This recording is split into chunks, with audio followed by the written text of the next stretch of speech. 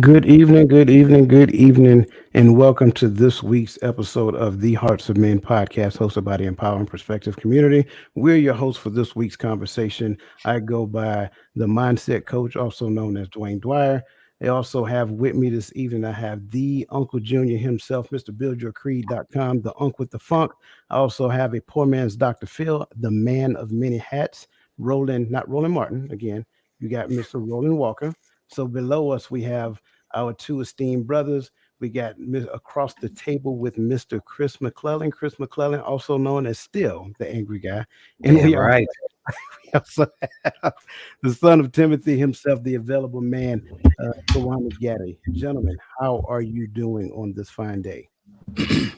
I I'm doing am great. well. I'm Doing well. great. I I'm love it. blessed, brother. Blessed. Little headache, but I'm breathing. I'm good. Little headache. I hear you, man. I hear you. Listen, man, I want to make sure that I give a shout out to everybody in the chats because they are here in live force already. So, welcome to the tonight's show. Good to see you, Cassandra McKenzie, Michelle Ray, Liz. Good to see you, Bernadette, MJ, Nikisha, Ravonda, Miss Charlotte Jordan. Always a pleasure to see you. Stephanie Henderson, the hardest working man, well, the hardest working woman in Central Texas. Good to see you. Listen, man, it is exciting to be with you guys again on another beautiful Saturday. Another beautiful Friday. Listen, I was kind of hurry up and getting to the point. If you guys are following the Masters, it kind of got postponed because there were two trees that fell in the midst of them playing. So it got suspended at 4 p.m. Fortunately, nobody got hurt. But again, just wanted to kind of put that out there. Tiger Woods is he's getting kind of close. Not sure if he's going to make the cut line, but who knows? We'll see how that works out.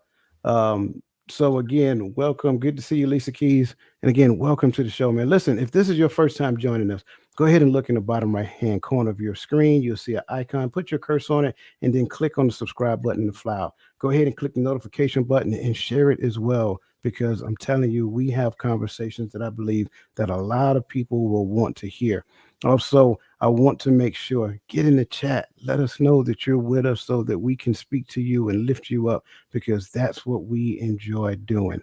Now, as you already know, this is part two from last week, the four keys to knowing your self worth. And I think we kind of uncovered a lot of things last week.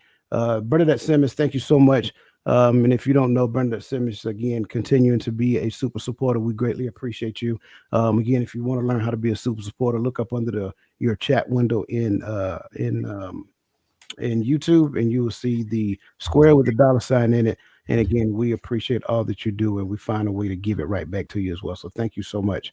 So again, this is part two of the four keys to knowing your self worth. Now, I want to do a quick recap from last week because I think we uncovered a lot of things.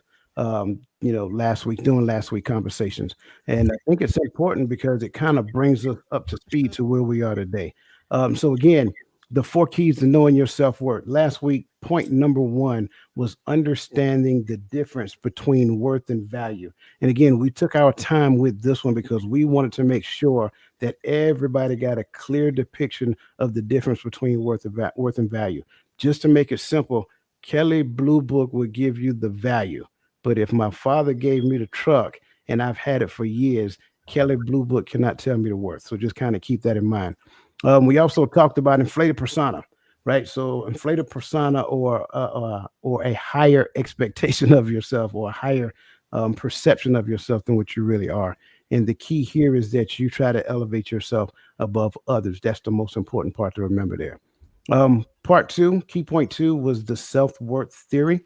And so remember, the self worth theory has four parts, right? You got ability, you have effort, you have performance, and then you have self worth. And ideally, the self worth theory says that effort will equate. If I put in a lot of effort into the thing, it will equate to my self worth, or my ability, my God given natural ability can equate to self worth as well, right? And then so that kind of takes us to the problem. And again, we're going to go back and we're going to talk about our hero Jack. Now, if you recall, our hero Jack, he kind of struggled with his feelings of self-doubt and insecurity. And he often felt like he didn't belong among his colleagues. Therefore, he experienced a lot of anxiety because he worked hard and tried to impress his boss. This is the self-worth theory. But no matter what, how much he accomplished, no matter what or how much he accomplished, he never felt like he was enough. As a result of this, when applying for the new position, Jack began to engage in self-sabotaging behaviors, staying up late at night, neglecting his health, telling himself that he needed to work harder to prepare for the promotion, and doubting his own abilities by questioning if he was really cut out for the job. Ultimately, he was distraught when learning that he did not get the promotion. That being said, enter cognitive dissonance theory. Now, I want to make sure this is clear before we move forward. Cognitive dissonance proposes that people are adverse to inconsistencies within their own mind. It offers one explanation for why people sometimes make an effort to adjust their thinking when their own thoughts, words, or behaviors seem to clash with each other. Simple example: when someone tells a lie and feels uncomfortable about it because he fundamentally sees himself as an honest person, this person may be experiencing what is known as cognitive dissonance. Cognition itself is just the mental action or process of acquiring knowledge and understanding through thought, experience, and the senses. Dissonance simply mean harmony. Therefore, when our behaviors aren't consistent with our perceptions of our worth, behavior or perceptions aren't in our perceptions, I'm sorry, aren't in harmony, and we may experience depression and or anxiety, among other things. This takes us to key point number 3: understanding which factors influence my self-worth. Now, the first point I want to bring to the table is our childhood experiences. Our early life experiences can shape our self worth. For instance, growing up in a supportive and nurturing environment can foster positive self esteem, while experiencing neglect or abuse can lead to low self worth. That being said, gentlemen, how did your childhood experiences help to shape your sense of self worth?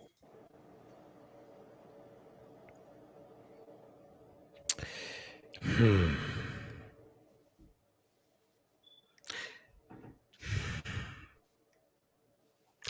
Okay. Let me preface this before I say this. This isn't me putting anyone down or attacking anyone. This is me pulling myself out of the situation and looking at it for what it is. I didn't think I was worth anything but a check. Mm.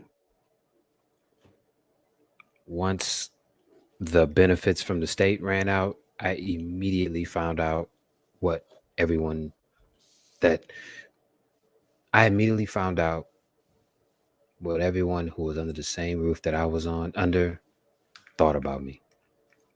It's true what they say, man. Men, we're really not born with worth. We got to go find it. And we got to go get it. We got to go build it. We're not born with it. And I think that's why there's such a big push on men's improvement. You understand what I'm saying? Like the men are finally starting to come to the realization that we got to build something in order to feel like we're worth something. As far as self-worth goes, like I said, man, I didn't think I was worth anything but a bunch of benefits. And then when those benefits ran out, I found out that I really wasn't worth much to the people that I thought really cared about me the way that they were supposed to. So once I started removing myself from that, and I started doing things, and I started actually like I won 2 Chicago style stepping championships. You understand what I'm saying? Just because I knew that I could do something. You understand what I'm saying? I was in a couple plays. I was in a short film. I was in a web series. You understand what I'm saying? Like I figured out that I could do stuff outside of the people that I really thought were supposed to be the ones that were supposed to be supporting me the most. Not really showing me the type of support that I really needed to boost. You understand what I'm saying? And I think that's where self-worth comes into play for men. When we build something and we do something and we accomplish something, we like, all right, I can do this. And I don't need a bunch of people rooting me on. I just need a handful of people that can say, hey, you got this, keep going. You understand what I'm saying? So I'll just leave it at that. My mom would tell you, Charlotte Jordan in the chat, she would tell you we spent plenty of hours in church growing up. A lot of my self-worth came from how I grew up. But let me say this at the same time. There was a lot of seeds planted growing up, especially when it came to my father. I think that he taught me a lot of things, and my mom, when it came to my self-worth and having some sort of self-worth about myself, including in the messages and different things that we got from church. However, what I did was, because my father was dealing with his own demons, I spent an early part of my young manhood, or teenage years, trying not to be him. So even though he was a good man at the core, because he was dealing with certain demons in his behavior, I dismissed all of those things, when it came to my self-worth and how to be, and the things that he may have taught me, or nuggets that he may have been dropping along the way. I just dismissed them and dismissed everything that was said. But as I grew up, and I started getting older, I started being able to pull back from those messages at church, those things that, my mom told me about, your value and your self-worth, those messages and different talks that I had with my father. It wasn't until I was older to where, those seeds that had been dropped when I was younger were finally able to blossom and to bloom into something valuable, or to something of importance, once I became an adult. So my sense of self-worth, it early on, because I negated the fact that my father was a good man because of his behavior, I didn't have a lot of self-worth, and I think it was just because I wasn't paying attention to the signs, you know what I mean, and the signals and the messages that they were telling me. So I think I know that it was all on me, but I think, like I said, maybe had my father not been dealing with those things, maybe those things would have stuck, and I would have a greater self-worth about myself at an earlier age versus later on in my life. So that's how mine childhood experiences shape my sense of self-worth. I really want to ask a question there, but I think it's going to come out throughout the conversation. So I'm gonna hold off for now, and if it doesn't, I'll come back to it. Okay. Whew. like like these two brothers, I would say early on, when we were with my mother and my father split when I was pretty young. So we did my father was still present in my life. So a lot of that is a blur, just for the simple fact that things just seemed normal, even when they weren't together. We was still able to go visit my father freely and stuff like that, him still being active. Um, then there was a shift around the age of 12 when we left my mother's house, or were taken from my mother and went to stay with my aunt for various reasons I think I shared before.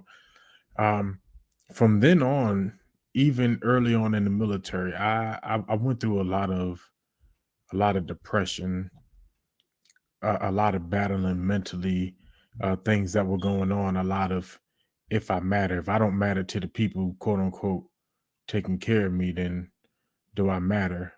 Thoughts of suicide and stuff like that.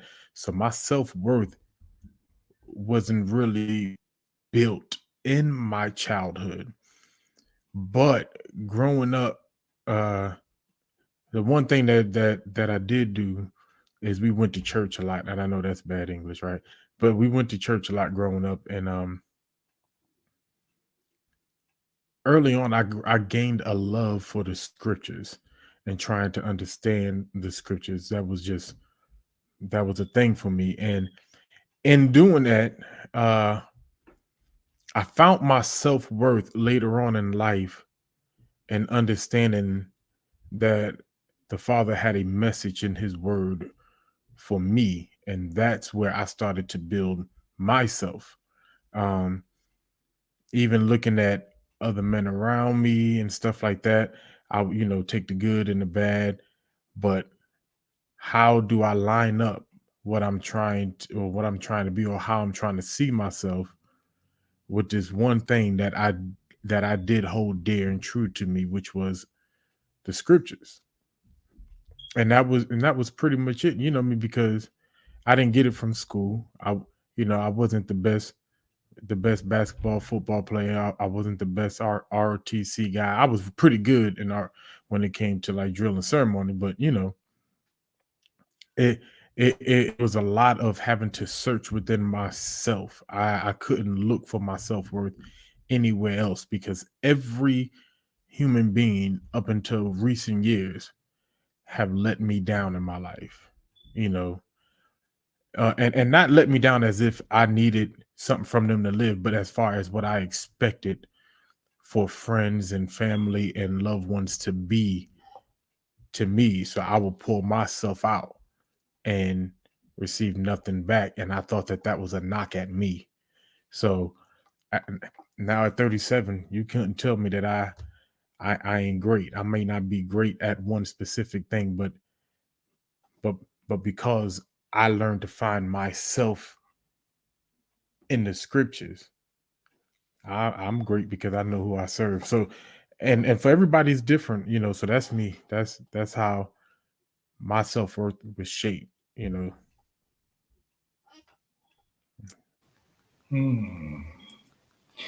Man, I guess this question it's a good question that is kind of therapeutic at the same time.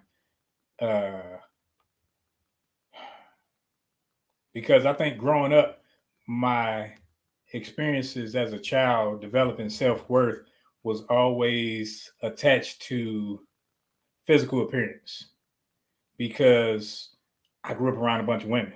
I mean, my mother, my auntie, my sisters, and, a bunch of women. And even outside of the home, and women always, as a little boy, they would pump your head up.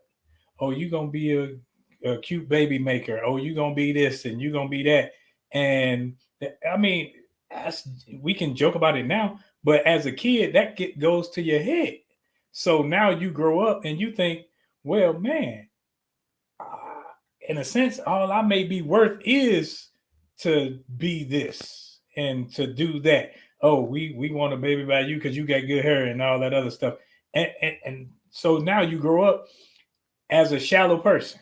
You grow up as a person thinking that the only thing I have to offer is the physical nature of me. While on my father's side, my father would instill in me reading and thinking and that ability. That's why I always took it as an insult. When if anybody ever insulted my intelligence, it was like those are fighting words because I'm more than just this.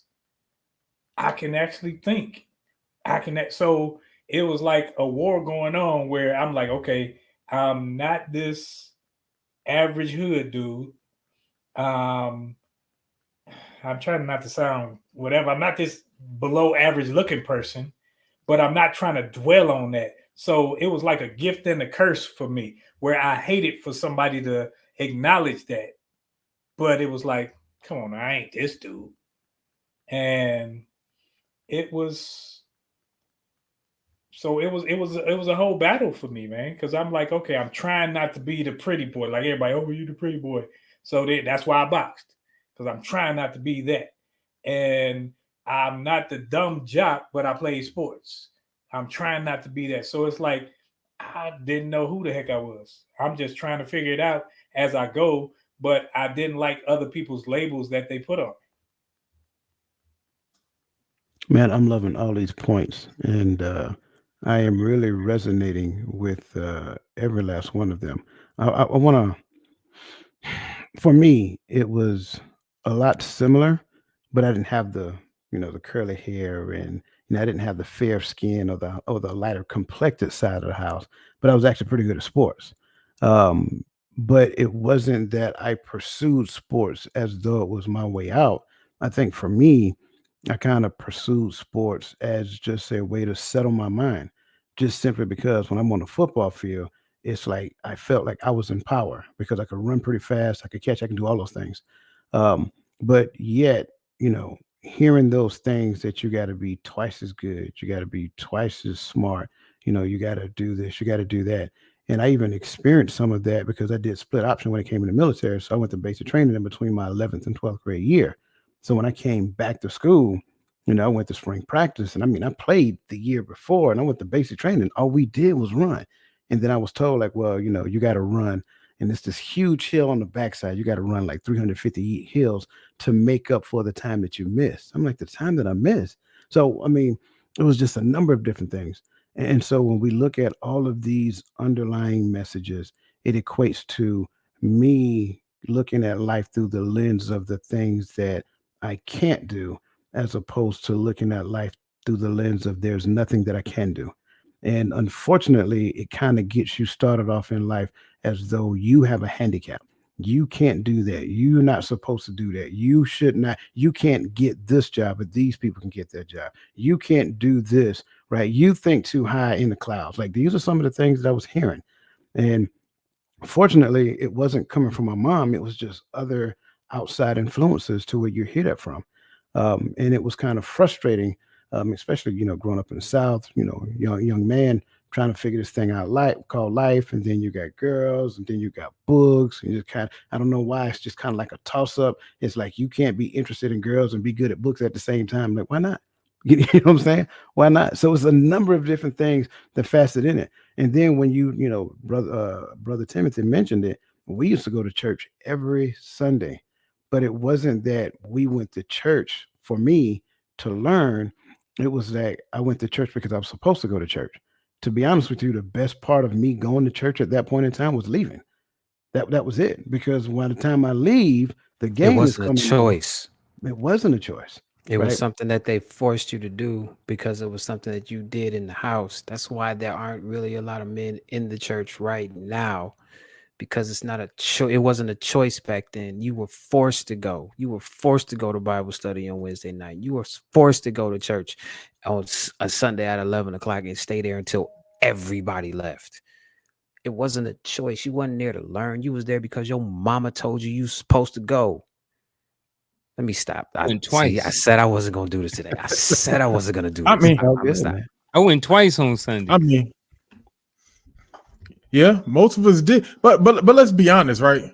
Because we can't be disingenuous in that one aspect, because no matter what culture or religion you grew up in, you went where mommy and daddy went, whoever house you lived in, But for me, I think it's mostly, you can't be in church shouting the floors away in front of your kids, and at home cussing up a storm, ready to fight everybody, and you just the nastiest person they see, but you dragging them to the church. Like, I think really that's the problem, because there's no evidence to them that book works, because they're not seeing it in you. But I'm gonna leave that alone. I just wanted to put some clarity on that, because though that's true, and no matter what we do, because if mama went anywhere, unless she had a babysitter, you went. That's just what it was. And church was that thing that we resent, but we really resent it because the evidence wasn't at home.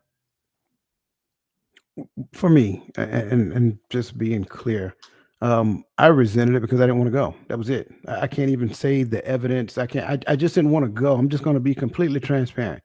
That's all it was. I wasn't at the place to where I can look at what the Bible says and look at the people in my house and see where they were measuring up. I just didn't want to be there. But on the other side of that equation, I'm glad I was forced to go, because the other side of that, for me, it made me consider some things then that came back to me as I got older. That's the other piece for me. So even though I didn't want to go, I'm glad she took me because I needed to go. Right. And you got to realize that she was a single mom trying to raise a knucklehead. You know what I'm saying? And then 7 years later come my sister. Then 7 years after her come my other sister. So that's the spread between us. So at a certain point, I kind of became like that, that child that took care of his siblings. And again, I kind of appreciate the way she did things, even though I didn't want to go to church. I knew I had to go. And then eventually, it is what it is. But like I said, as I got older, I found myself going back to the church voluntarily. Yeah, I admit I didn't want to go then, but that's okay. Um, and so when I look at how my childhood experiences shaped my sense of self-worth, it was skewed because I had no idea what my self-worth was back then. In fact, I'll be transparent. I was stuck in the mindset, and I think somebody put it in the chat already. I was stuck in the mindset that I was only valued by what I would do. That's it. So if I wasn't doing anything, I wasn't valuable. And that's the wrong perspective simply because my self-worth, again, Kelly's Blue Book value is all about value, not worth. Whatever that vehicle is, it's probably has an intrinsic value to the person that's selling it that far supersedes the Kelly Blue Book value. But because they need to sell it at this particular point in time, they're going to sell it according to what Kelly say they need to sell it. And I think it's important to look at it from that perspective. Um, Ronnie, you look like you're stroking your beard, but I thought you had something you wanted to say. Get that? Okay. Let me see. So Lisa said, I believe my self-worth was viewed task-based because if I accomplished a task that added value to me. Absolutely. Kind of like what I was saying there. It wasn't a choice, but I think, yep, absolutely. So Liz says, I didn't grow up with my father, and my stepfather was an incomer who wasn't my father. My self-worth is based on being a daughter of the king. Otherwise, I'm numb. Yep, I agree 100%. Michelle said, being a Chicago native, I was told I wasn't going to achieve anything great, but God said otherwise. I followed my father's footsteps and served my country, and I achieved a plethora of goals. Absolutely. Absolutely. That's a great example of how a parent can shape an understanding on helping the child do something, right? Until you have a good understanding of who you are, just keep moving forward and you'll figure it out over time. Let's see. Cassandra said it wasn't a choice for me. Every time the doors was open, I was there. She's talking about church. I got you. I agree with you. I think Cassandra, you said your parents. I think your father was a preacher as well. So that kind of goes along with Uncle Junior's story. Michelle said, and yet still striving. I didn't have a choice. I was pushed out the house at 18 in Panama, and the military changed me. Absolutely. Thank you guys for sharing that. And listen, I want to make sure that I go back and catch everybody because I greatly appreciate all you guys have done. Miss Teresa Austin, Cassandra, and Lisa. I seen you. I put it in the chat, but I want to make sure I acknowledge you verbally as well. So thank you guys for being super supporters as always. Now, moving forward, because I think as you hear our explanation on how did your childhood experiences shape your sense of self-worth, I think it's easy to understand that growing from that perspective, we went through several bouts of dissonance, inharmonious thoughts based upon who we are and what we're doing. Simply because in some instances we probably over embellished our self-worth by thinking we were more than some other people. And by that same token, the other side of the coin is that we probably didn't think didn't think a lot about ourselves simply because based upon societal norms and things of that nature, we didn't feel valued. So speaking of which, the other 3 points I want to kind of run through real quick. You have social comparison. That's point number 2. Media and societal messages. And point number 4 is personal achievements and setbacks. Now, when it comes to social comparison, we often compare ourselves to others, especially those we are in similar situations. Comparing ourselves unfavorably to others can lower our self-worth, while favorable comparisons can boost them. Point number 3, media and societal messages. The media and societal messages can impact our self-worth by promoting certain beauty standards, social status, and other ideas that can lead to feeling of inadequacy or unworthiness. And point number 4, personal achievements and setbacks. Our personal achievements and setbacks can affect our self-worth. Successes can boost our self-worth, while failures can lower them. With that being said, gentlemen, how do social comparisons, media, social messaging, and personal achievements shape an individual's sense of self-worth? I think when used properly, it can be very effective. And here's what I mean by this. The comparison, I get it. I understand it. I think on a daily basis, a lot of people spend a lot of time comparison. I think comparison is okay depending on what you're looking at to be the outcome. And what I mean by that is this. So I follow a guy named David Goggins, right? He's considered one of The like the most hardest guy on mentally earth. tough dude I've ever seen in my life, but he is a nutcase sometimes. Exactly. So I like it. He's very dialed in. He's very direct. He's run 240 miles, Navy SEAL, all these different types of things. So it's not that I want to be like him, and it's not that I compare myself to him, but at the same time I do. But I compare myself as to something that I want to achieve or like aim towards as a goal, not to compare myself. So I'm looking at him as a comparison, but not a comparison at the same time. I like his values. I like his work ethic. Those are things that I want to get better at. And he, in my book, is one of those guys who performs at a high level on that era, in that era, or in that not era, in that genre or in that space. So I compare myself to him and I look at myself and I look at him, not as, like I said, not to be like him, but what could I learn from this guy? What drives him? What did he learn in order for him to be as successful in what he did? And then let me grab on and to learn some of the things that he learned. So I know we can easily go the other directions. So I wanted to start it off going this way first. But I definitely got a whole lot to say about it going the opposite direction as well when that time comes back around. So real quick, See, just out of curiosity, how Mhm. did you choose David Goggins? Just out of curiosity. A lot of it had to do with, I think, by me being in the military and just cussing and stuff like that, just being real. I like Eric Thomas and I like David Goggins, but it's just his work ethic and like direct approach. Like, I don't need coddling. You know what I mean? I'm 47 years old. I don't need you to coddle me about what I need to get done. I need you to say, look, this what need to get done, A, B, C, or D. You ain't got no excuses. I'm 47. I ain't got another 47 years to live. So I ain't got 47 years to figure it out. So I like that type of approach where it's very direct, no nonsense. And that's just what I just tended to gravitate towards. and the thing about men like him and men on his side of the sphere is that he makes it human. Like, and that's the side of the social comparisons and the media and all of that that's missing. I've heard interviews of that man saying how difficult it is for him to lace his sneakers up on days that he does not want to get up and go running, on days that he does not want to go to the gym, on days he does not want to go do the things that he needs to do to accomplish the goals that he has set out. But he gets up off of his ass, he puts his sneakers on, and he goes to do it anyway. He lets you know that you're going to have days like that. The whole mainstream media, social media thing shows one glamorous, perfect, I'd have no bad days sides of it.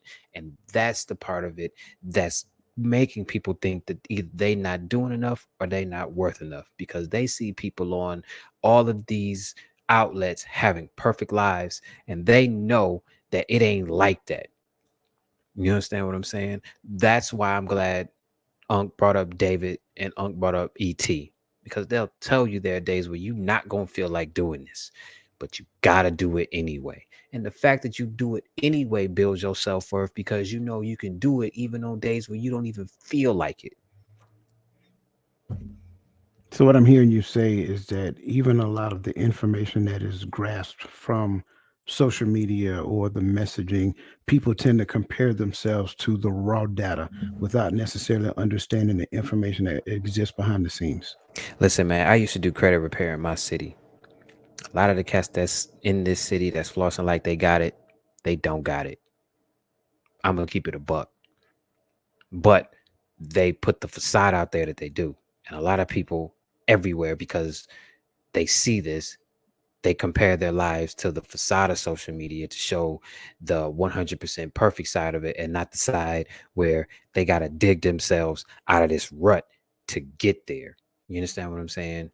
I really wish people showed the grind, because the grind is really where you build your self-worth, because you show yourself that you can do whatever you want to, as long as you put your mind to it and cut out anybody that's telling you you can't do it because they can't see themselves doing it. All right, let me shut up.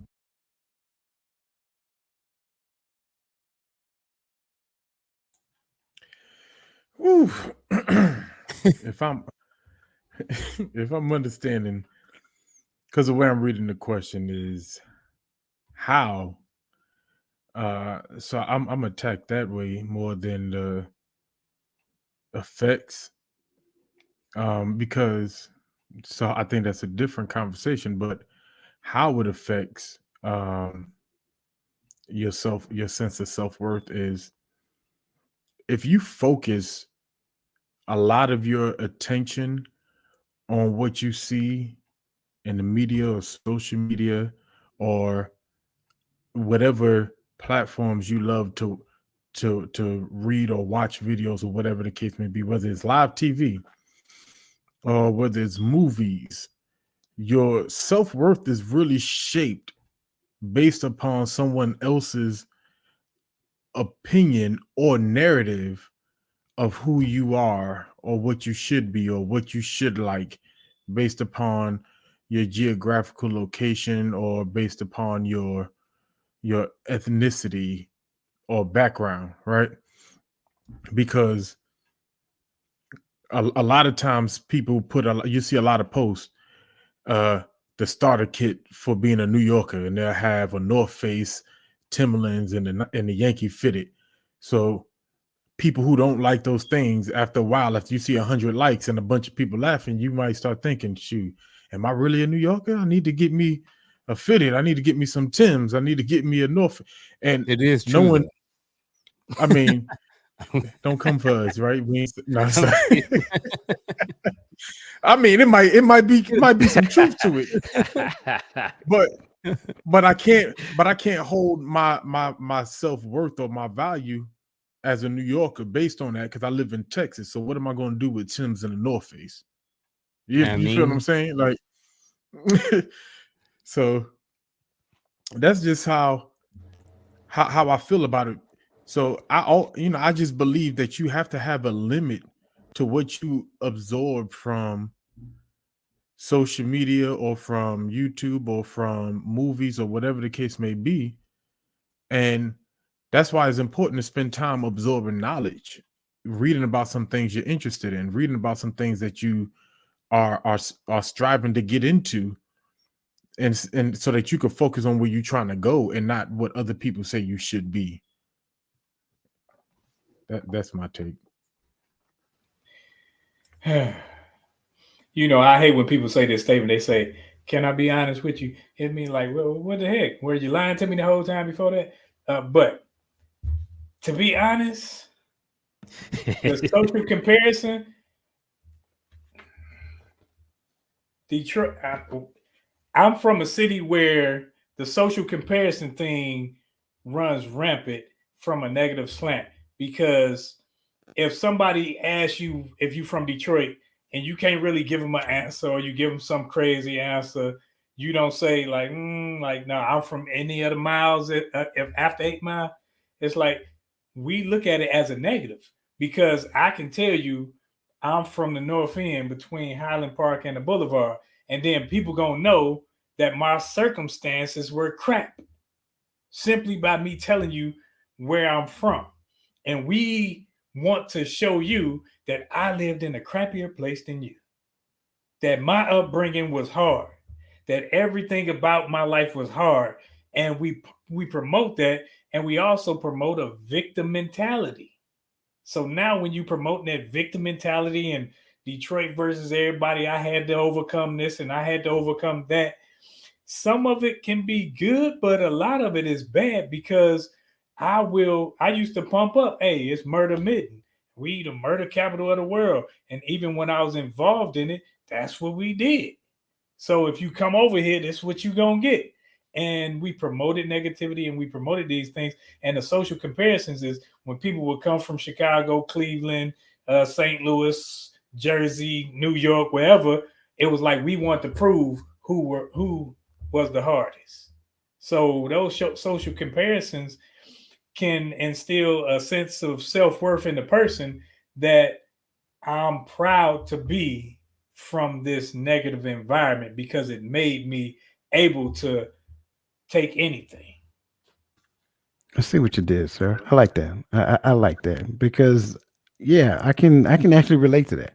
I mean, I mean, in thinking about it, man, like throughout my adolescent years, that's what you've heard.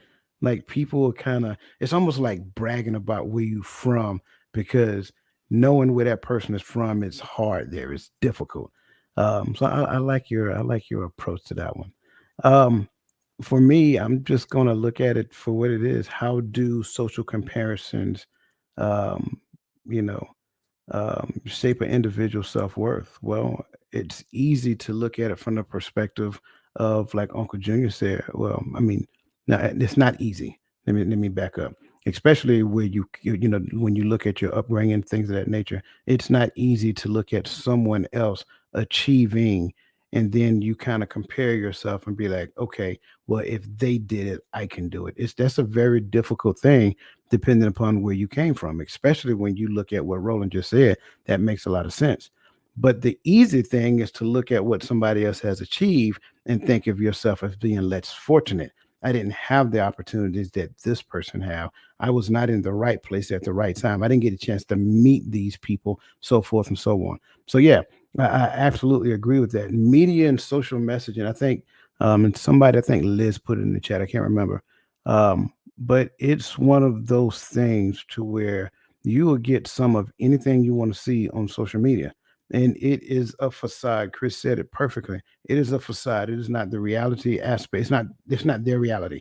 It's really you getting the highlight reels of that person's life within 30 to 45 seconds. That's it. I can show you, listen, if you give me It's like 30 to you watching 45 the seconds, sports center of their life. right. I can make you believe I'm a millionaire in 30 to 45 seconds. But what you need to do is see me for the other 23 hours and 15. 23 hours what is it? 23 hours and 59 minutes and 15 seconds. That's what you really need to see. When you follow a person around long enough, then you will realize that hey, they're only giving you the best version of them. Do not buy into it. If they're giving information, take the information as raw data. That's it. But when you start looking at it and say, oh man, they're doing that. I want to do this as well. You don't know what it takes to get there. You don't even know if they're there. That's one of the things I tend to talk to people as it relates to multi-level marketing, right? You will hear a person stand on stage and they're going to do the best song and dance that you're going to get for that hour that they're on stage because they're selling. That's what they're doing. And they're selling their product from the perspective of their awareness. So you're motivated, you're amped up, and you're excited. Why? Because you're tapping into their awareness. Their awareness is not the same as yours. Therefore, when you try it, you don't necessarily have success at it because when you were pitched it from another person's perspective, which is also their awareness and their achievements as well, and not necessarily yours. Moving into personal achievements, again, my plight in life is not the same as Uncle Junior's. It's not the same as Roland's. It's not the same as Chris. It's not the same as Gaddy's. But what people tend to do is we look at another person's achievements and then we experience success. I mean, we experience depression, we experience anxiety, especially if we grew up together, especially if we went to school together. Get out another person's lane, get out their life. You don't know what their calling is, you don't know what their purpose in life is. You need to be more concerned about what you are destined to doing as opposed to that. So when you look at the how is simple. It has the ability to be negative or positive. But the best part about it is you get to choose. So I think that's all great. I want to make sure I'm grabbing some points here. So I think, yeah, that this is a list point.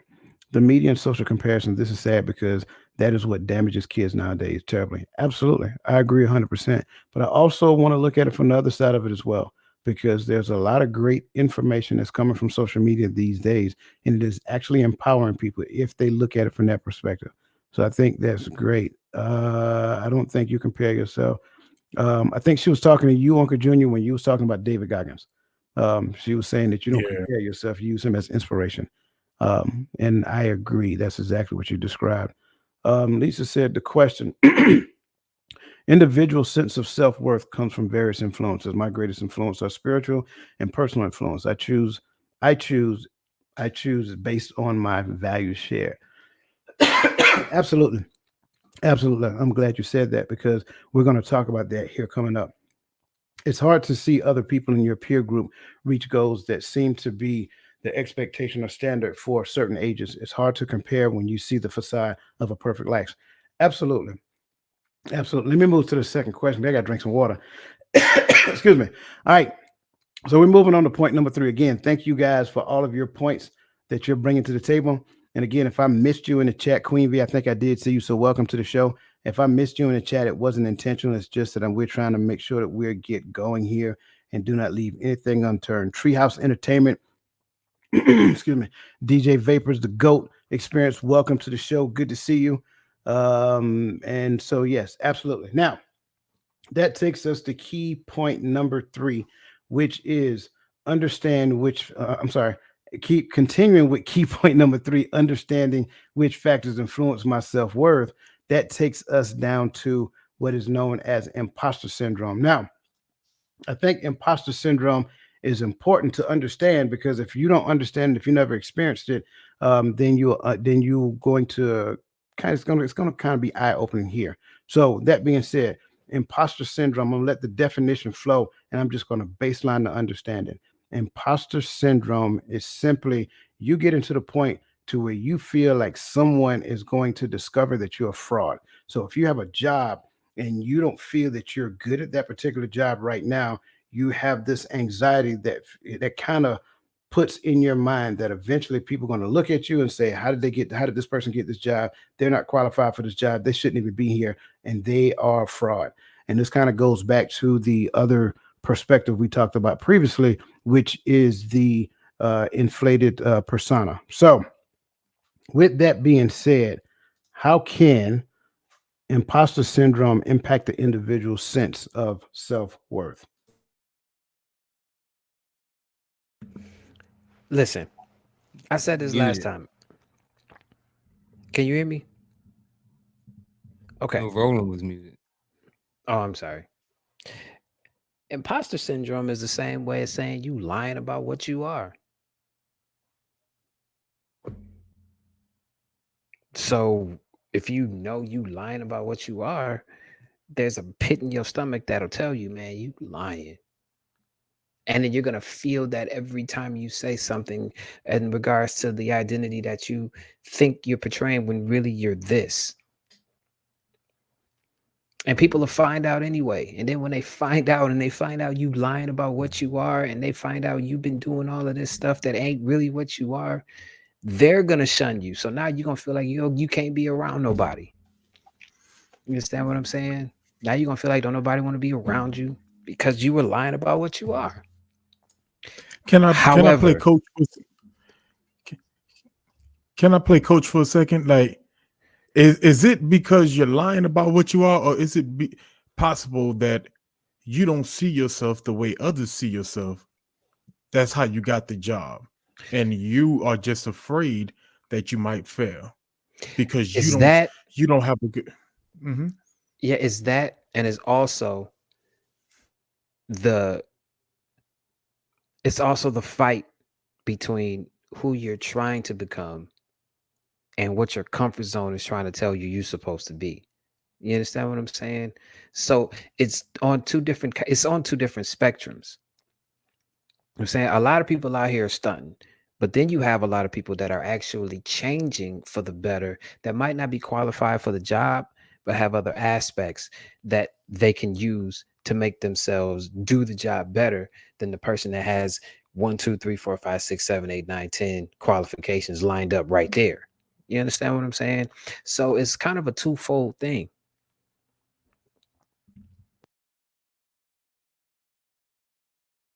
Another side to the imposter syndrome would be, I guess, where Tawami was alluding to, that sometimes you've put in the work, yet you don't even think you deserve to be where you are.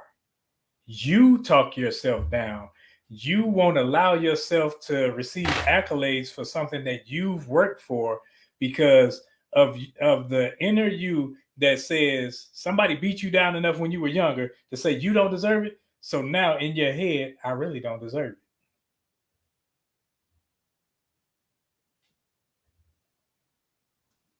I like it. So can I add a little flavor to this real quick? Is it possible for a person to experience imposter syndrome in the space of relationship? Yes. Definitely. Absolutely. Make it make sense. I think most people. So let's be real. So there's a thing out there now that most people say that women date up, but men date down, right? But there are also moments to where, okay, men might date down, but if I take this shot at this one that I might think is dating up and I get it, there's times that that I can begin to do things or go farther than I normally would and go and do things that I can't maintain because I'm trying to prove that I deserve this level of a woman or whatever, you know. So I think a lot of times you got to be careful, you know, because if you're not being who you are to get her, when you start working at who you are, you find out that you might actually be the imposter. That ain't who you was. I used to have a first son that used to say, "Hey, don't bring home flowers every day if you can't maintain that, because then it's going to become the expectation." So I think a lot of time, you know, so it's very possible. So when you start talking to a chick and you like, yeah, this outside my league, but I'm gonna shoot my shot, and it hit, yeah, the rest on you, bro.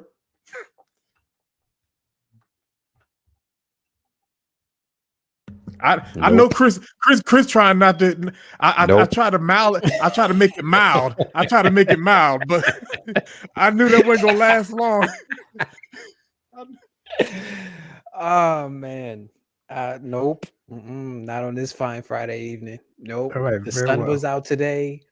Nope. We're not doing it today. Nope.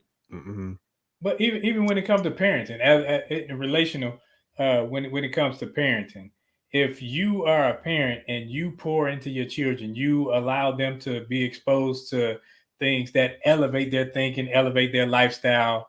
Sometimes, you know, when you go home, you make yourself small. You almost belittle yourself. Well, it ain't all that. It's not this. My little house, my this, that, and other. When I made a post today talking about I ain't hood no more. I mean, I'm walking around here, and the most hood thing happening around here is somebody leave a trash can in front of the house. And it ain't trash day. That's it. But I can walk around here and say I'm from this and I'm from that, but what's that doing?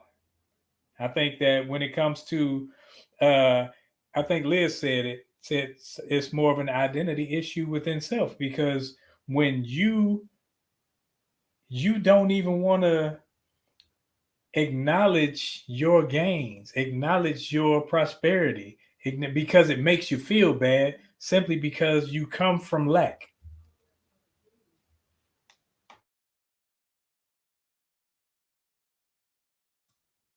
What you got on? I'm still kind of wrapping my head around the question. A lot of different things have been said about it, different perspectives, different views and stuff. So I was trying to relate it back to being in the military when you kind of get.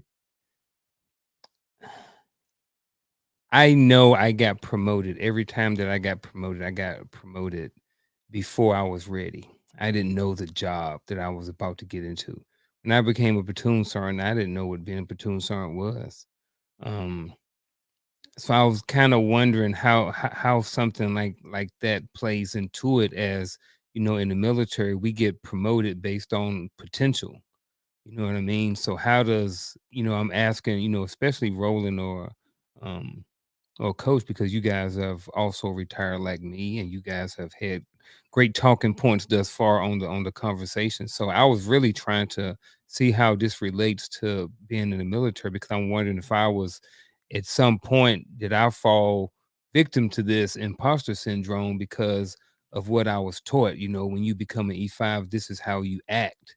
And I wasn't ready to be an E5, even though I made the points.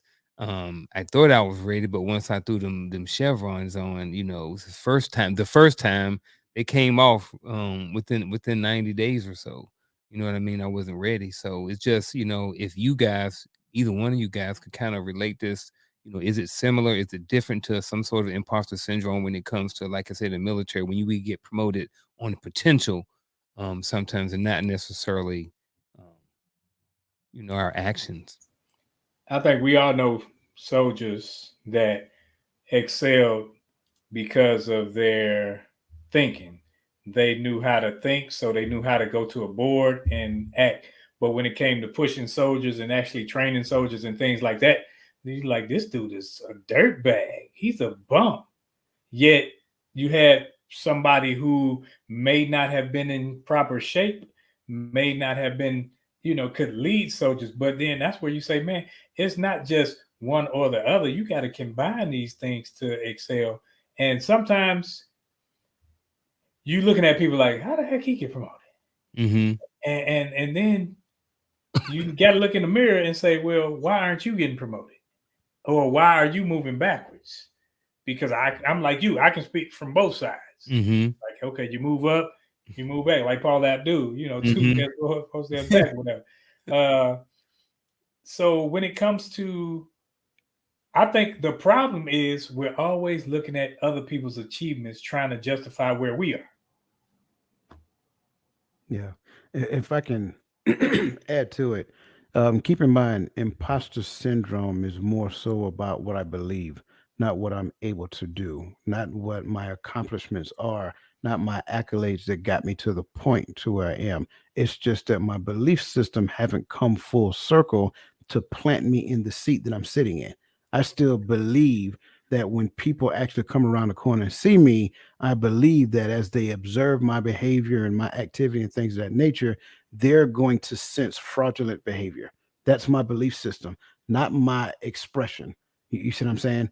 Now, the sad part about this is that you can get to the point to where you start sabotaging what you're currently have in front of you. This is why I brought the whole concept of relationship to the conversation, because a lot of times I think Brother Gaddy said, you know, you go up or go down, whatever that looks like. And I'm not at liberty to discuss what, what venue that looks like.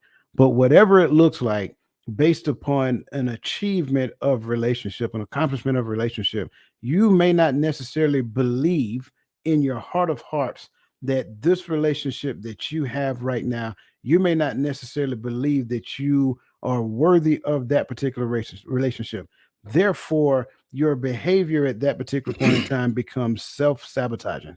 So you start behaving in such a way that does not honor the relationship that you're in. You behave in such a way that you don't honor the job that you have. You behave in such a way that you do not honor the position that you're in at said particular point in time, simply because you believe you're not supposed to be there.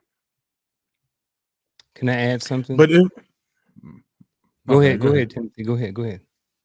Now, I was gonna say, because if we're honest, you know, because it go back a little bit to that social, not comparison, but influence, right?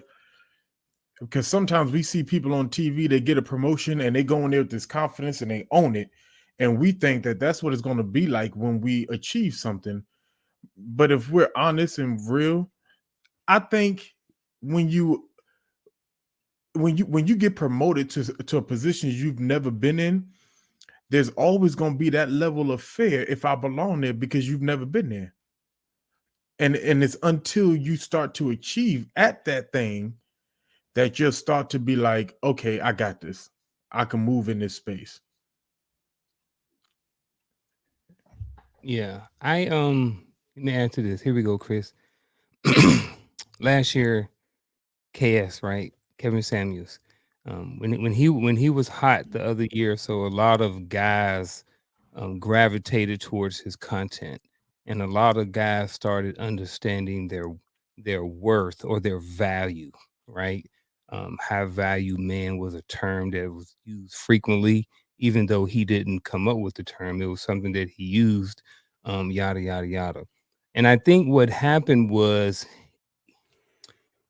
when some men started understanding their value or their worth, they, first of all, his message mainly was for like the top 20% earners and men. So everybody, his message wasn't necessarily for them. So some men were giving themselves a inflated sense of self-worth, and now they're like very angry and they're not understanding why they're not getting, certain women and certain different things like this. And I think it's because they swung to the other side. They understand that they may have a little bit more value or something like that, or more worth as a person. However, it's in a negative way, and they're using that to say, well, to demand certain things from women and different things like that, and they're not looking at it from a balanced perspective. And I think, like I said, it has caused some men to have an inflated value, or an inflated sense of self-worth, just because of they've launched onto a certain talking point and they're just running with it. So that's how, to bring all of this to social media and all of those things come back. I think that sometimes it can be a negative thing when we launch onto something and just run with it. What do you think, Chris? There's a lot of angry men and angry red pill men. Oh, absolutely. Yeah. Absolutely, there are a lot of dudes that are angry. There are also a lot of dudes that actually missed the whole message that Kevin was actually trying to share. Yeah. His message was bottom line, simple: be useful. That's what it was. Yes, he made that buzz phrase big, and yes, he put a money component to it, but the money component was first. But everybody forgot about the rest of it. The money is a tool. Be useful. You got to be useful to people outside of who you with. You got to be useful to people outside of yourself. And that's why a lot of men out here really are out here that really don't have the type of self-worth that they think they're supposed to have, even though they have the money component together. It's because they're not useful to the people outside of their network. You're supposed to be useful to people outside of your network and in your network. You're supposed to have a network of high value men and other people.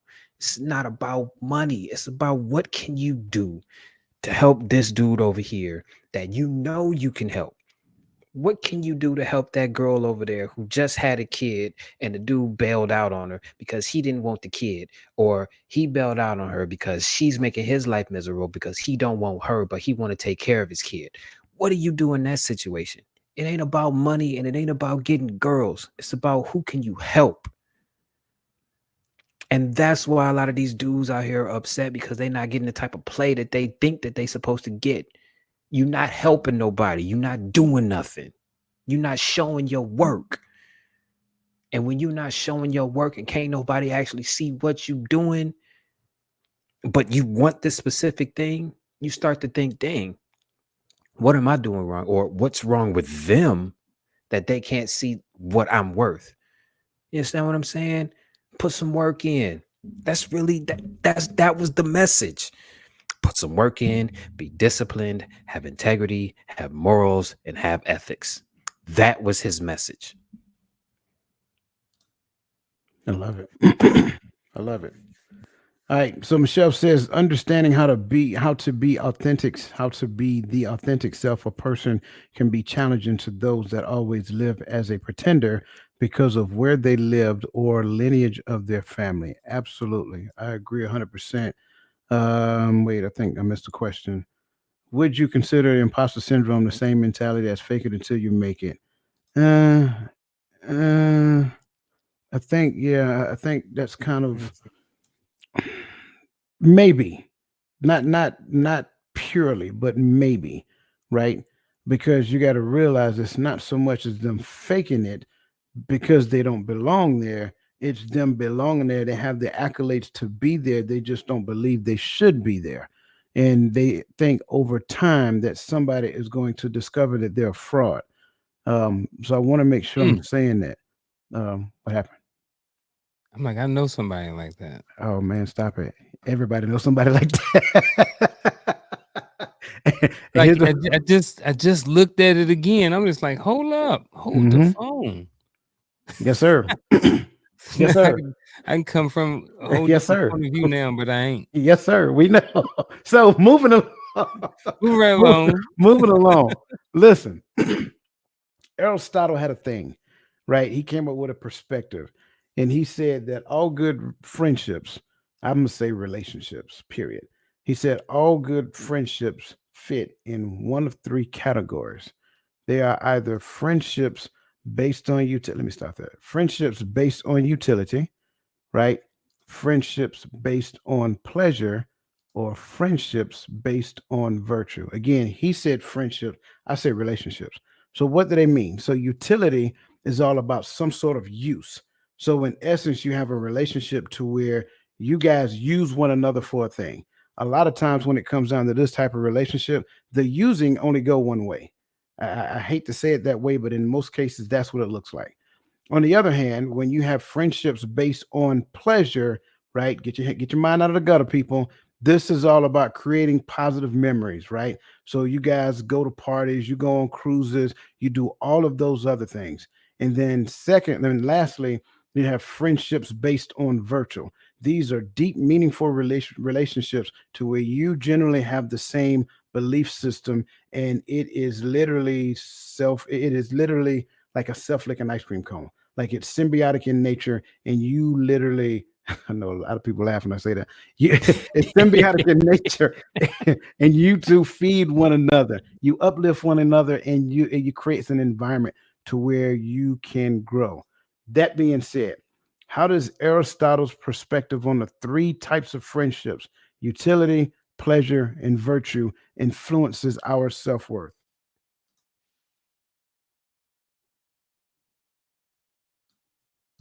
I'm still digesting. I got to be that rolling. I say, as am I, because you said a lot right there. He said Aristotle. That was a lot right there. Oh my goodness. By itself, right? Like, we be in you want me to class comment over on here. Aristotle? Yeah, man. Forget Aristotle. Just talk about his point. But it's his. It is his. We're not Nah, looking so- at his life. Go ahead. So if I take a stab at it, right? Because here's why we all sitting back. Well, I'm assuming here's why I'm sitting back looking. Because does it?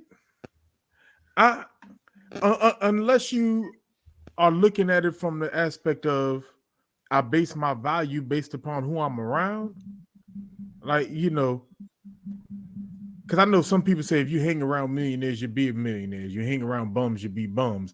You'll be a bum. Like I heard that my whole life, but I'm looking at it as, does it really influence my own self-worth of how I view myself? Based upon I don't even look at it as even in the aspect of utility, because pleasure, no, because I got friends that do better than me, worse than me, that I go that either I played ball with, or we just we just kick it, or whatever the case may be. But my self-worth is not really based upon who I'm around. Now, if the people around me, I would say it like this. Now, if the people around me didn't treat me as if I had value to them, then it can start to plague my mind and my psyche. But that's as far as I can personally take it. I take a stab. You took a stab. I take a stab too. When I used to go home, when I was still in the military, and I used to go home, and I was no longer living in Detroit, but I would go around. Detroit is a city where we like to show what we get. We flashy, gaudy, and all that other stuff. And I had military money. They had dope money. So when they were going, they dropping money here and there, and I'm with them, and they like, oh, I got you this, that, and other. That bruises your ego. It does. When I'm like, God, no, we at the casino, you done lost 10,000, You gave me a $500 chip. I lost 200. I put 3 in the pocket because we on different planes. Now the realization comes, I can't hang out with these people. I can be a leech, but that ain't in my makeup. So now, do I continue to leech, or do I continue to stay, or do I find friends that are on my level, or whatever the relational value is, whether it's a friend that we go on cruises every now and again, and that's the whole gambit of our relationship. It's like, okay, where does it go after that? We can't talk about nothing but another cruise. Or if, all these friends influence you one way or another. And if not, they aren't your friend. If not, why are you around them? They can influence can be good or bad. So whether it's influence of like, man, I need to sit my tail down. I see how he sit at home and he chill and he take her here and do. Friends will influence. I think that we have to not try to put ourselves in one of the 3 boxes to say that's me. No, you can be all 3, but you got to know where you are so you can navigate your own personality traits. I'm looking at this as I'm seeing balance. All right. So here's my stab at it. Influence. every time we're on the show, every Friday night, we're over here, we're either gaining or we're giving, right? Influence is being shared and passed along just based off of knowledge and based off of information just being shared amongst the men who are on the panel. So when I'm looking at this, I'm looking at the way a person could possibly be influenced in their self-worth is which one of these areas are you giving them a certain amount of time to in each relationship. When you look at your relationships when it comes to utility, are a lot of your relationships based off utility? Are they based off pleasure, virtue, or there's balance across the board with the different people in your life and the different relationships? I think that if you have a lot of relationships that may be in one area, I think that may influence you to be more to whatever goes along with that, your self-worth along with that particular area. So like what I'm saying is that this. So if you say, friends, you have a lot of relationships in your life and they're just based off of pleasure. Well, that may have a lot to do with how you are influenced when it comes to your overall self-worth. Maybe you're a person who just really respond well to relationships that involve pleasure all the time versus ones that their baseline is virtue or utility. So I think kind of to wrap it up, I think it's a balance. Your influence can be persuaded or adjusted in your self-worth based off the amount of time that you spend in different types of these relationships. So I think a lot of it has to do with balance. And I could be way off, but that's my stab at it. I don't want to say anybody's way off. I think it's good to create balance in this question first. So I'm gonna go there first because when we start talking about utility, this is where you view people as a resource. I want to make sure I'm stressing that you view someone else as a resource. So in essence, you're viewing them beneath their self-worth. That's just really what it is. You only go to them when you need something. To where sure relationships should be of some use, but that should not be the sole purpose of the relationship, right? Thanks for clearing it up. No, you're good. You're good. Yeah. So friendships here based on pleasure, right? I'm sorry. You ever seen the movie White Girls when they was riding in the car and Terry Crews started singing that song? This is the first thing that comes to mind when I hear this. When I see this phrase, like this is that song right there. I wasn't gonna sing it. No, Gaddy. No. See, I'll clear your throat. But listen, that's the first thing that comes to mind when I see this, because these are the living your best life people, right? Again, wherever a person is, I'm okay with that. But again, that can't be the sole purpose of our existence. If the only time you call me is when you want to go someplace, or you want to catch a flight someplace, or you want to go out the country someplace, or whatever that looks like, we have to have more meaning. And the virtue, to me, is where it's at, because these are the relationship that feeds the authentic nature of both people, right? So we have meaningful conversations. We have conversations that are empowering and uplifting for both people. Now, here's the beauty of it. People who focus on this type of relationship, they can do this and they can do this, because this is the focus. If this is the focus, it won't last long before the other person realize all you're doing is using them. If this is the focus, it won't last long once the other person realizes that there has to be more to life than simply just packing our bags and going someplace else. So I think this is important to understand, because if we don't necessarily focus on virtue when it comes to people, we never get a glimpse at the real authentic nature or the self-worth. And here's the reality of the truth. How I view myself is how I treat you. I want to make sure I'm saying that again. So as I develop a better perception of my self-worth, I treat you more valuable.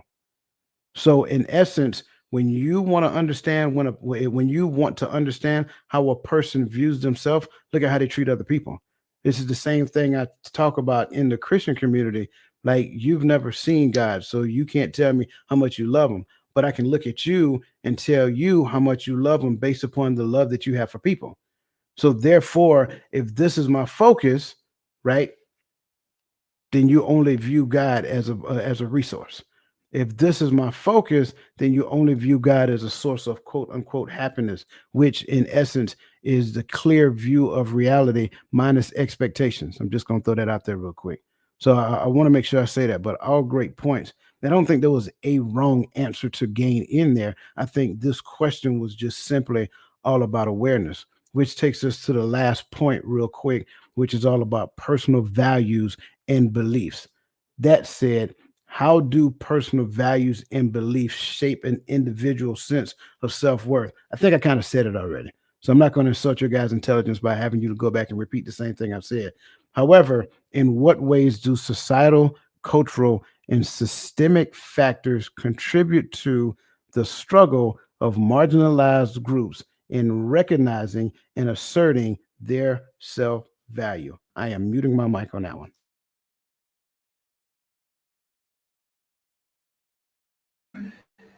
Ooh. Y'all petty, first of all, but go ahead, Chris. In what way do societal, cultural, and systemic factors contribute to the struggle of marginalized?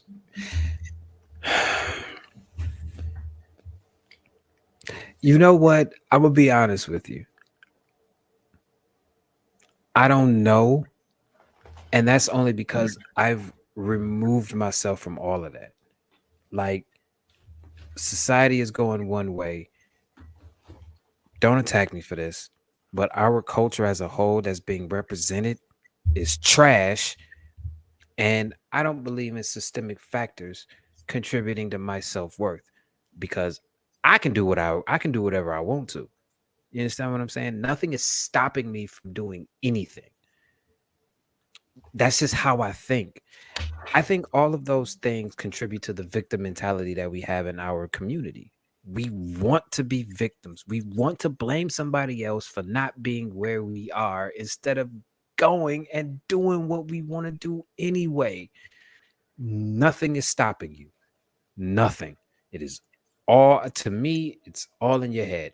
Once you pull yourself off of the internet and actually dive into what you want to do, you'll be able to see that you can do it and nobody is going to be in your way. In fact, you may come across people that'll help you do it. How do you think I got here? You understand what I'm saying?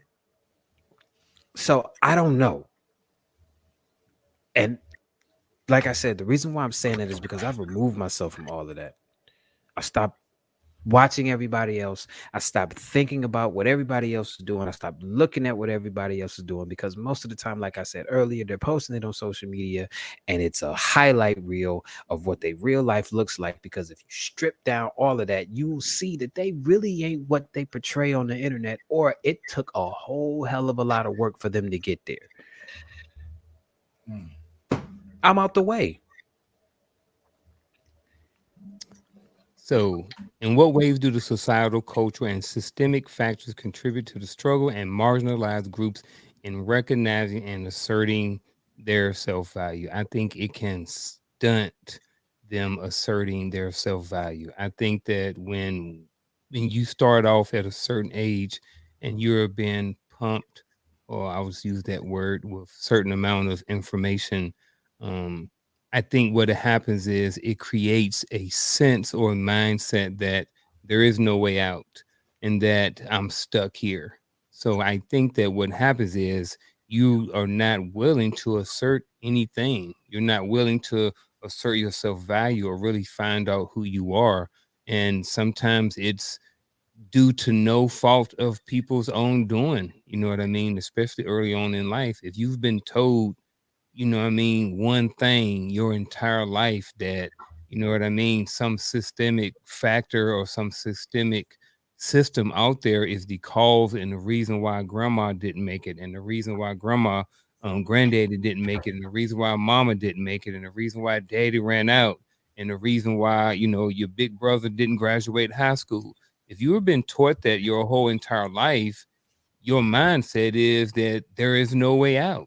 So how do you come from up under that? And it can be very challenging for people. So I think those things being pumped into you your entire life can create, you know, the stagnant part of your life where you're not willing to assert anything and really figure out your self value.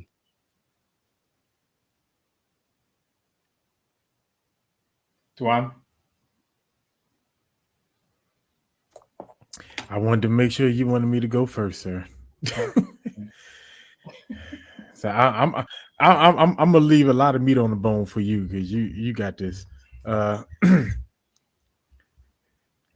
So, all right, let me dissect before I dive in. Right, in what ways do societal factors, right? Societals, I will first say, society plays a factor based upon multiple things: your geographical location and your view of success based upon what's around you or what you see around you, right? Or your ability to keep up. Sometimes people will base it off of that. So, you know, I think society can give you a false sense of not just what your self-value is, or but should be, because it's based upon what's around you and who's around you. Cultural, right, I think becomes the problem. So I'm gonna skip culture because that's a problem, because it's tied to systemic factors, right?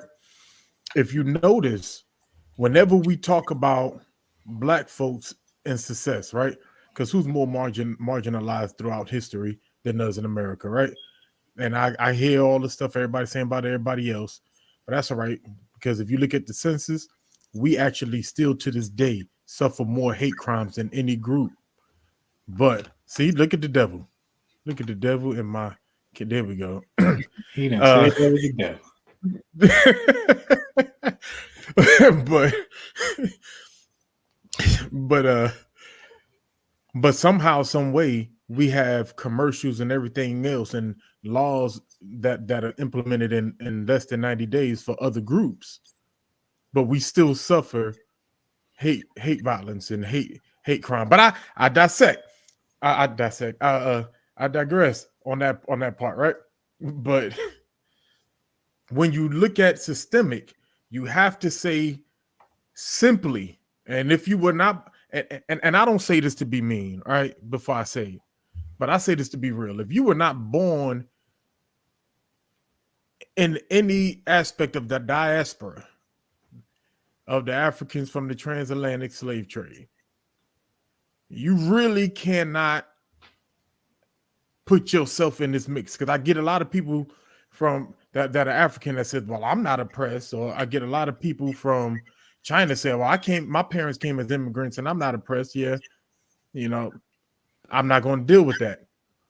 But being here, my entire 37 years of life, there's never been anything systematically that has said this is who you are.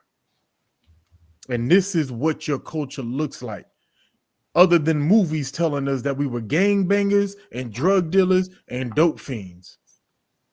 So when we talk about systemic, we have to look at it from that aspect. Systemically, it has been, and I understand where Chris went with this, but history tells me you have tried for over 250 years to make sure that I couldn't have generational economic success.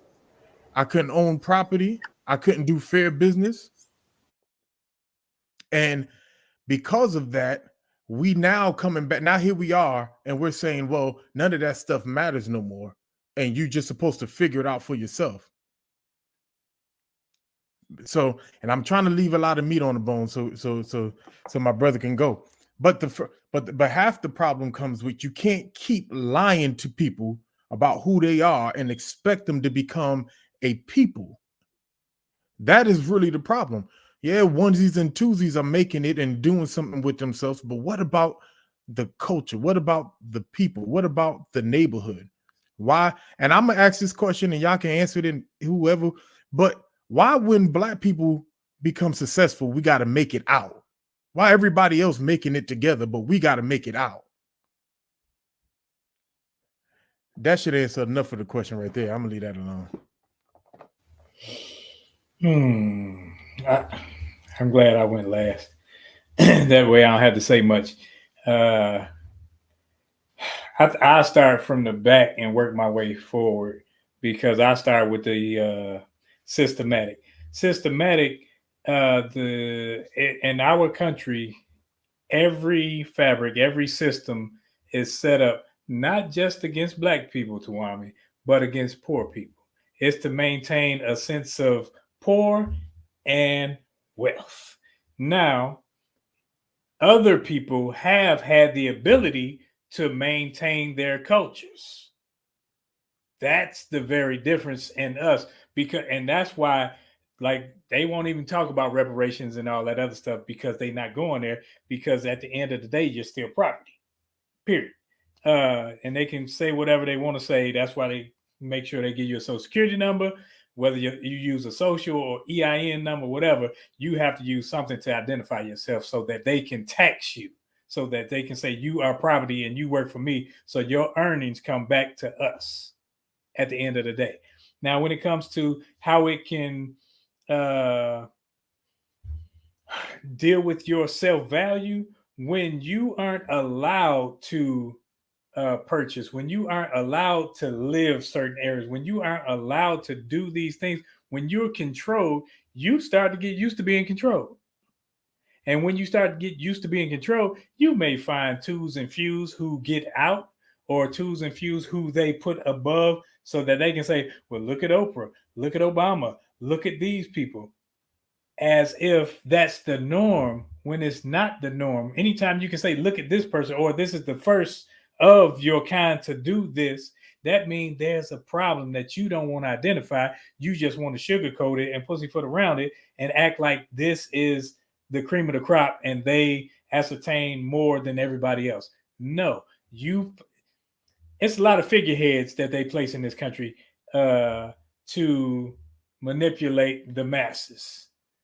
And when it comes to, we always say, well, we can't be it unless we see it. So they allow you to see certain things. But the majority of what the system shows you about yourself, as in people of color and poor people, is poor white people. They try to say all poor white people live in the trailer park. All poor Black people wear hoodies and walk around just calling each other B's and N-words and these sorts of things. So it establishes a mindset in the collective body, not just in you, in the collective body. So now, as a whole, collective body say, man, I'm scared of black people. Then black people say, well, I don't want to live around them either.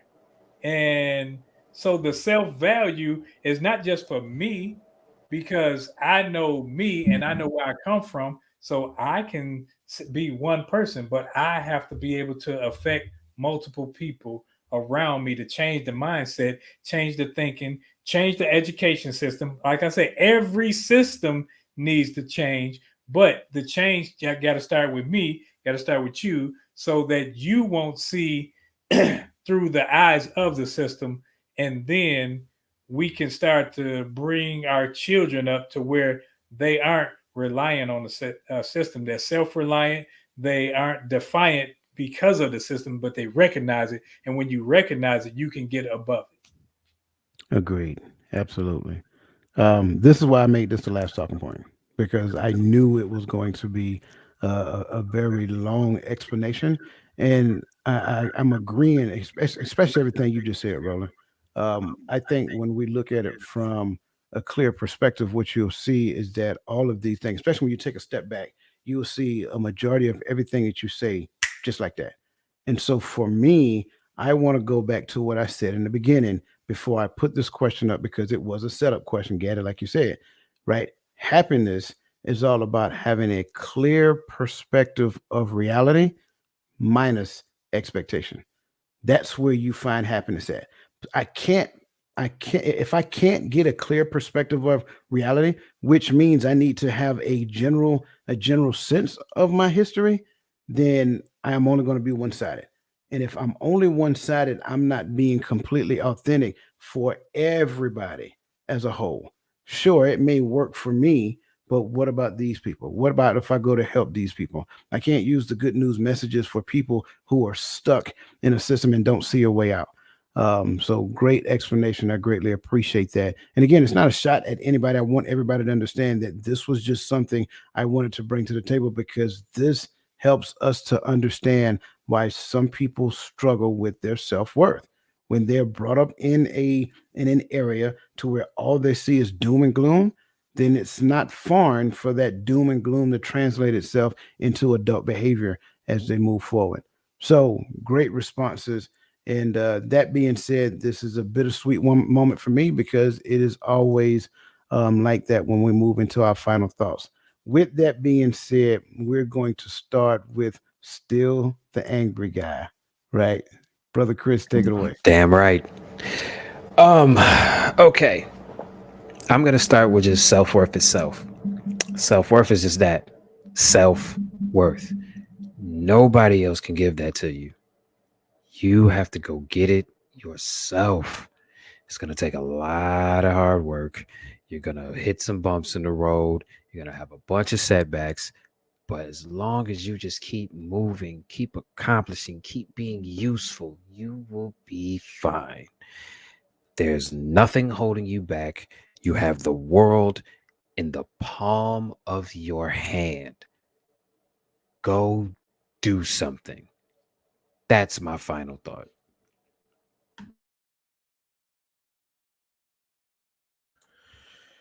Whew. And so much was said, it's hard to piece up everything together. But I would say, when it comes to self-worth, I think most times we see ourselves based on either the goals we set for ourselves or the lives that others project to the world.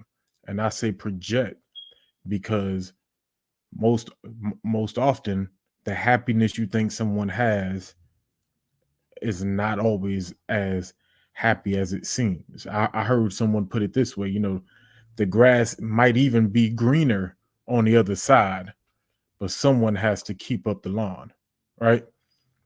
So that don't come with the value of who they are. That comes with the work that they put forth, right? So that's why I use that term project. So I think that when you know who you are and aspects of how do you give value back to your family and your community, or some people would say what you were called to be, when you can understand that, then you base your value based upon what you give, based upon who you are, not based upon how someone else will view you, because there will always be someone that looks down on what you have to offer. All right. So when it comes to us looking at ourselves or having a value for ourselves, I think that it's important that, especially as a community, as a people, we have to learn how to grow together, how to link with people that as I grow, I can help you grow. And we start building people that look like us and look like our children and look like our nieces and nephews, and they see themselves through the lens of seeing someone that looks like them be successful without, of course, having to have a talent like playing the sport, singing, or acting. Then our self-worth as a community, because that's really the goal. It's not just for you to be better, but for you to be better to help make someone else better. That's my final thought today. All right, so I was taking a little bit of notes, and I'm just going to leave you guys with this final thoughts. You know, this last 2 weeks has been focused on the keys to knowing your self worth. So just anybody that you hadn't checked out the first one, I know Coach will probably mention, but go back and check out the first episode from last week. But here's my 4 keys to knowing your self worth. One is to learn to say no. I think it's important that we set boundaries within ourselves at work, in our relationships, personal, and with our wolf pack or with whoever we come in contact with. I think it's okay to set boundaries. So learn to say no sometimes. Number 2 is to practice self-compassion. We're going to mess up. We're going to make mistakes. That's just part of the journey. It's not, you don't sit there and soak in it forever. You know what I mean? Give yourself a certain amount of space or a certain amount of time to deal with whatever you're going through, and then keep it moving after that. You have to be able to put that behind you and move forward if you want to move forward. So number 3 is to seek feedback and support. Surround yourself with people. Go to mentors, go to friends and people that you trust with information, and seek feedback and support from them and help them, because sometimes other people can see where we may get off the path a little bit, or someone may need to hold us accountable for something that we may be going through or something that we may be trying to accomplish. So I think it's important to get good feedback from other people that are within our circle. And lastly, but not least, is to challenge negative self-talk. We talked about energy not too long ago, I think on another show, but I think it's important for people, and because sometimes people can be around you and they can portray a certain amount of energy or high energy, but it could really be draining. It could really be sucking from you. So I think, like I said, is and what comes with that is challenging that negative self-talk within yourself and different things like that. So those are my 4. I run them down again. Learn to say no, practice self-compassion, seek feedback and support, and challenge negative self-talk. Man, I love it. Everything that they just said. I'll just leave you with knowledge is power. Knowing self. You cannot have self-worth unless you know who you are. No, you don't have to know every gambit of where you come from and all these things, because we're still searching, we're still growing. But know who you are. Simply knowing your name, nah. Knowing the system, nah. Knowing the culture, no. You got to know everything. So always be seeking knowledge so that you can know yourself, know the system, know how it works, so that you can work contrary to it. Because when you work contrary to the system, you realize, man, I'm working to benefit me and not just benefit the system. And then never allow other people who are trying to separate you from thinking or being around people that think differently than everybody else. When you think differently, it's for a reason. When you're learning about yourself, when you're growing and you find yourself around those people, don't allow people on the outside to splinter your relationship so that they can turn you against one another. Because when they can separate you, they can defeat you. But when you come together, you're more powerful. So knowledge is power. Keep learning, keep growing, and learn everything it is about everything that you need to and want to know. That's it. Man, I'm gonna keep this simple, real quick. Self-reflection is the key, right? Make sure that you're self-reflecting so that you can avoid the inflated persona. Make sure that you're self-reflecting so that you don't fall victim to the self-worth theory, to where you believe that your self-worth is based upon doing. Avoid task-based living and spend more time trying to be. You are a human being, not a human doing. When you can do that, then you can avoid experiencing cognitive dissonance. That's important to understand. Also, you can also avoid imposter syndrome as well. Last point, make sure that you self-reflect so that you can actually make sure that you self-reflect so that you can ensure to have a clear understanding of the factors that influence your self-worth. And within the scope of that, focus on having relationships that are based upon virtue. So that being said, again, on behalf of these gentlemen, I want to make sure I say thank you to each and every last one of you. Antoine, good to see you, brother. I'm sorry I missed you. But listen, we appreciate each and every last one of you. So again, same time, same channel, same date next week, right? We're going to finish out this whole concept of self-worth, and we're going to get after that whole identity piece that Roland was just talking about. So with that being said, on behalf of these gentlemen, you guys have a wonderful night and a great rest of your weekend, and go finish looking at the Masters. It's good.